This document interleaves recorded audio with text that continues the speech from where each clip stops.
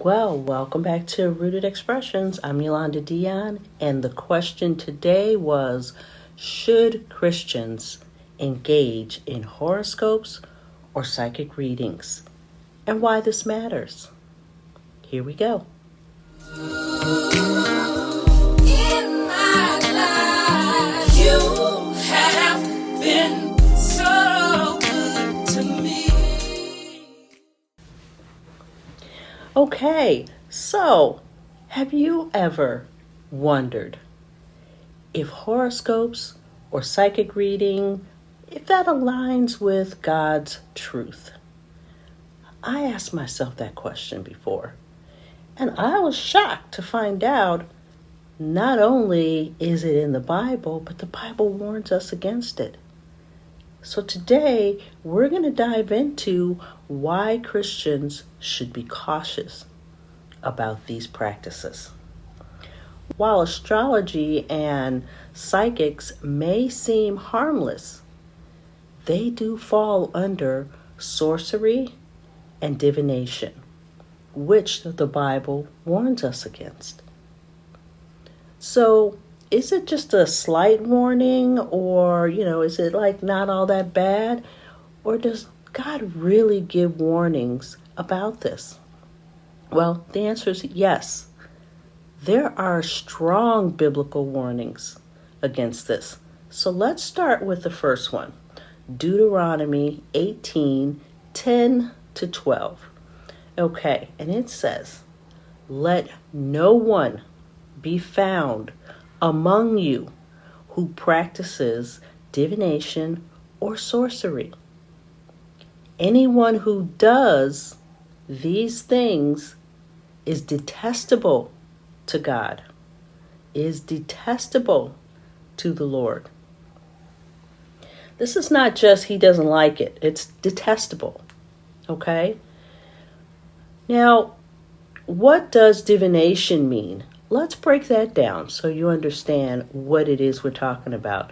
Divination, root word divine, divination is the art or practice that seeks to foresee or foretell the future, the events, or to discover hidden knowledge, usually by supernatural means. So when we say divination, you know what we're talking about. Okay, Leviticus talks about this in Leviticus 19:31, and it says, "Do not turn to mediums or seek spiritists, for you will be defiled by them." You may have heard the term mediums. They're on TV. They're everywhere. And a medium, let's break that down so you know. A medium is someone who attempts to interact with the dead. They are also referred to as necromancers or necromancers or spiritists or sorcerers, depending on what context or translation. Okay? So let's go to Isaiah 47:13 and 14. He calls out the astrologers. It says, "Let your astrologers come forward. Surely they are like stubble. The fire will burn them up." Okay, you may have heard of astrology. So what is astrology? Astrology is the science of the stars and divination that judges the influences of the stars upon human affairs. However, in most dictionaries and biblically, it says, however, it is expressly forbidden in the Bible. The Bible does not encourage astrology.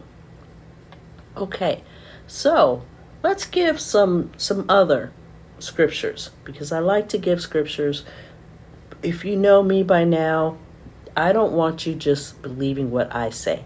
I want you to check it out for yourself, because that's what I do. That's how I learn, okay? Jeremiah Jeremiah 10:2 says, "This is what the Lord says. Do not act like other nations who try to read their future in the stars. Do not be afraid of their predictions, even though other nations are terrified of them." Because these people literally look at the stars, they look for future information. They may tell you what your future is, and it could scare you, but it could also come true because we're not dealing with godly predictions.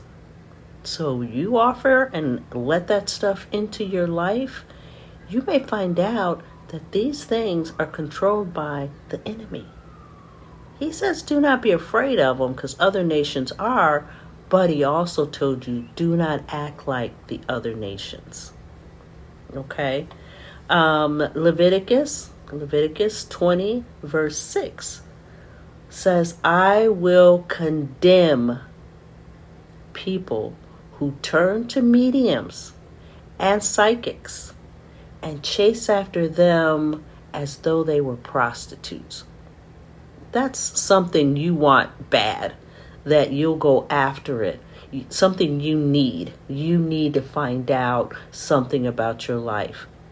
But get this. He says, "I will exclude them from the people."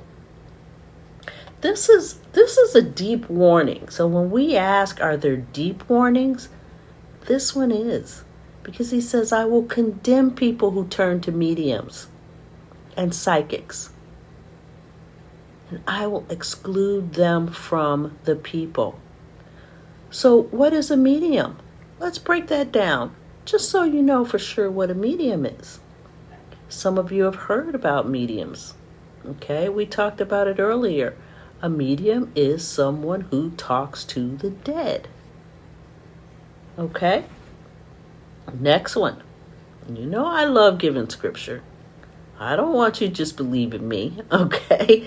So the next one is 2 Corinthians 11, 14, and 15. And this you'll hear all the time. He says, "And no marvel, for Satan himself is transformed into an angel of light. Therefore, it is no great mystery or no great thing if his ministers also be transformed into ministers of righteousness, whose end shall be according to their works." Okay, let's back up a little bit, because this one, he's saying that don't marvel, don't be surprised, don't be in awe that Satan himself can bring these things that seem like it's some great thing. He can transform into an angel of light. And it's not a surprise that his ministers, his people, his demons can also transform themselves and seem like what they're doing is righteous. But the warning is, whose end shall be according to their works. So he says they're going to do it. Don't be surprised. But in the end, what they get is according to their works. Okay? So you don't want to go down with them just because you fell for it. All right. So let's move to the next one. Ephesians 6, 11, and 12. This is the armor. It says, "Put on the full armor of God." Not just one piece, not just the breastplate. No, this is put on the full armor of God, that ye may be able to stand against the wiles of the devil. For we wrestle not against flesh and blood, but against principalities, against powers, against the rulers of the darkness of this world. He lays it out for you, letting you know that this is not just a normal battle between flesh and blood.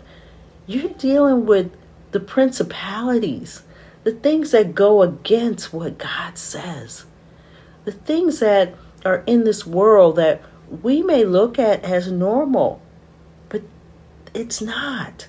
And we have to battle against this. This is not just a regular fight. So now we're talking about powers. We're talking about principalities. We're talking against the rulers, the darkness, the rulers of the darkness of this world. Okay? That's a real battle. That's the battle that we can't handle on our own. We need the armor of God so that he can get us through that. Okay? And take a quick break. If you're liking what you're hearing, then go ahead and subscribe, or just click that you like. Just let me know and I'll continue to do these videos. If you're new here, subscribe so that you don't miss anything. Okay? I update and upload every single week, sometimes a couple times a week. Okay, now let's get back to why Christians should avoid these practices. I'm going to give you 3 really big reasons why we should avoid them. Number 1 is because they distract from God's guidance. God says one thing, and all these things detour you into doing something else. So instead of trusting in God's wisdom, horoscopes and psychics encourage people to seek elsewhere. You're seeking your answers from other things. Okay? And number 2, the second one is it opens the doors to deception. And by deception, I mean you're literally unknowingly inviting in spiritual confusion. And we know who the author of confusion is. Well, the Bible encourages us to keep these doors closed by keeping that stuff out. Don't invite it in. I'm telling you, the type of confusion that we're talking about is manipulation through these practices. These practices will have you confused and believing something that's so contrary to what the word says. And you'll fall for it. And before you know it, this stuff is coming true because you took it in. You invited it in. And this is how people who are meant to deceive you, they do. They're able to come in, they take up home in your space, become your friend, and before you know it, you're into this darkness. And you're following things that are contrary to the word. And I'm speaking experience. Okay, I'm not just saying this, I'm speaking it. I've been through manipulation and confusion and abuse. And a lot of this stuff is because you open yourself up to it. Okay. And then the third one is the biggest. It's because it's condemned in the word. That's the biggest reason why we should avoid these practices. Because God has condemned it. He said, don't do it. He says, I will condemn the people who do. He says it's detestable. He says that he will cut you off from the people. That's the biggest reason why we should avoid these practices. But if for some reason it slips by you, just remember that it's meant to distract you. It will open the door for deception. So I say, number 3, the fact that it's condemned is enough to make you not want to do it. Okay, I know it got me. About 15 years ago when I read this, because I had that question, I was just floored when I found out that it was in the word and that God was so against it. Okay, I'm sorry it took me this long to share this message, but that's my disobedience because I know that we are not supposed to be following that. And now you know. So let's let's go through the 15 common forms of divination or divination, however you say it, the sorcery. We're going to go through each one, and I'll just kind of give a slight little meaning of what these are so you have. So let's start off with number one. Number one is astrology. Most people have heard of astrology. Astrology it's using celestial movements like horoscopes or zodiac signs to predict personal outcomes. Knowing your sign and all that just means you're falling into it. And you start actually seeing those predictions play out. And you'll notice that people say, oh, well, I'm this, I'm that, I'm a Pisces, I'm a Scorpio, and you know us Scorpios, you know us Pisces, we do this, we do that. You have now adapted what it said your personal outcome is, and you start living that life. And the whole time, you didn't know that God said don't do it. Don't let them tell you what your goal or your plan or what your life is supposed to be. That's number one. We got more, okay? The next one I'm sure you've seen or heard of is tarot cards. Tarot reading.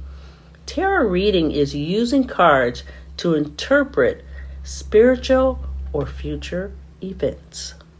Okay? Don't let people read tarot cards to you. The next one. I never heard of this, but it's out there. It's called rune readings. RUNE readings. And rune readings, that's using ancient symbols to gain insight into life decisions. Using something else to gain insights into life decisions. Okay, the next one. This one is pendulum readings. I have seen somebody do this. And that's when they're swinging a weighted object to receive answers from an unseen force. Swinging weighted objects to receive answers from unseen forces. Okay, pendulum reading. Number 5, automatic writing. That's when they're allowing spirits to guide your hand in writing messages. Automatic writing is allowing spirits or unseen forces to guide your hand into writing messages. Okay, scrying. Scrying is gazing into mirrors or water or crystal balls, you've heard of that one, to receive visions. Going to someone so that they could look into a crystal ball and give you your vision or your future, that's against the Bible.